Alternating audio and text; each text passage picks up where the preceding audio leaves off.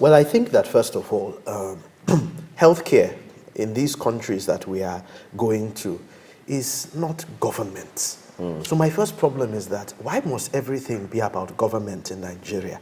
Why must it be about government building hospitals at primary and tertiary levels? Maybe because government determines all the... But why? So what is the real role of government in a country? It's providing law and order and security and policy and strategy. I think that what we should be focusing on is sustainable models to finance healthcare.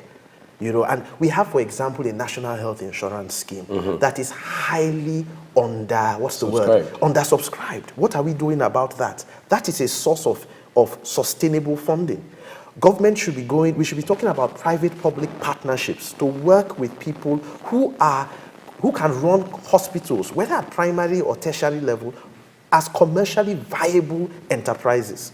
This is what we should be focusing on. And if there is any money, for example, government's budget for 2018 is about 300 and something billion on health. Meanwhile, more than 270 billion is on OPEX, is on paying salaries of people that you do not see in the primary health centers. Machines are left there uncatered for. Why shouldn't we be looking at the other way and say, let the government, for example, if everybody is enrolled in NHIS, we have private hospitals that are commercially viable, and NHIS is able to help to ensure that these hospitals are running properly. And then government steps in and says, okay, for the poorest and most vulnerable people in Nigeria, we can subsidize, we can counterpart whatever they are contributing into NHIS, so that that pool of funds is available